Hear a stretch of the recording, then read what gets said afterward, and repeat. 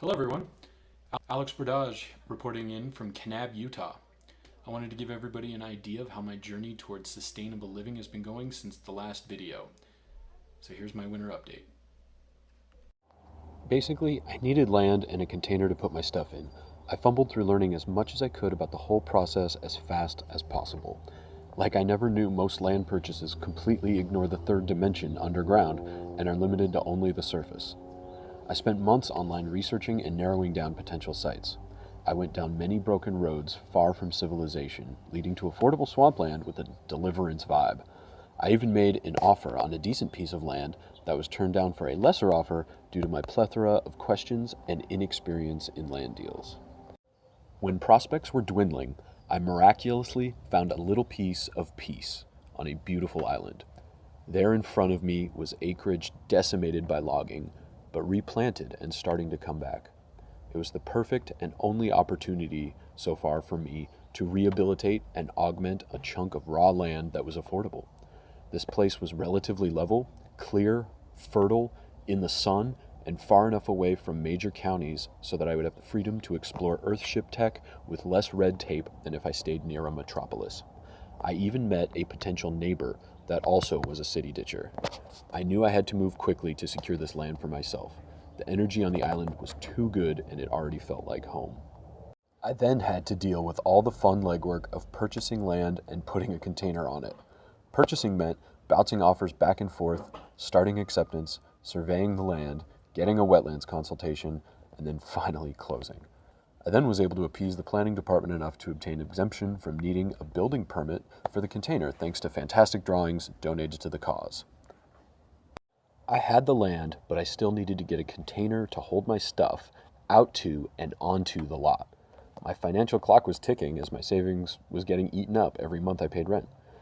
Thankfully, I did have a container lined up for wherever I managed to land, and despite many delays, it finally made it out. This was the first real change I brought to the site, and it felt amazing to see my plan sitting in front of me. And then it was moving day. My beloved crew and I made short work of relocating all my things. Before I knew it, my possessions were at my fingertips in the wild. I could finally stretch out and relax. I was able to close the chapter of my life centered around paying for an apartment.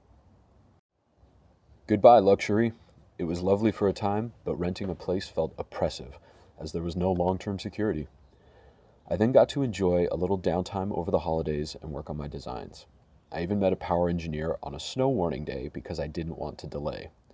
Thankfully, we got the work done and exfiltrated before getting stuck.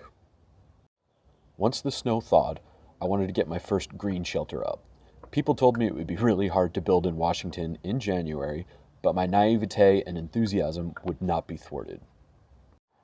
Turns out they were very right. I was constantly fighting the wind and rain. Water was everywhere, and the build site was a giant mud puddle. I attempted to make a rain shelter to help dry things out, dug a trench, and even got some water draining via gravity. But the record winds kept beating me back. I persevered nonetheless, and was able to slowly make progress in between rain spells and pickup jobs. I confess I used a little gas in running a saw, but my era of petroleum reliance is closing. The nights of seeing my breath while sleeping are coming to an end as my wonderful crew help me get the 4x4s placed, make the rims, and hang the joists. As of this video, the floor is complete and wrapped up to be safe during my journey to the Earthship Academy. Problem is, COVID-19 happened. The Earthship Academy correctly canceled the session I was going to attend while I was on the road there. I learned this the same day as a snowstorm halted me near Sedona. I had to react. I'm now on the road home, and I'm going to use the spring to build my green shelter, harvest rain, start planting, and test out power generation ideas. I still intend to go to the academy as soon as it's safe to do so, but for now, I'm socially distancing myself as I drive home through some national parks. And that's the update. Thanks to all my friends, patrons, family, a robot named Larry, and loved ones. Without you, this wouldn't have happened. Your generosity, hospitality, and support have sustained me through this arduous process. I look forward to seeing you all in the next update, hopefully sooner than the last one.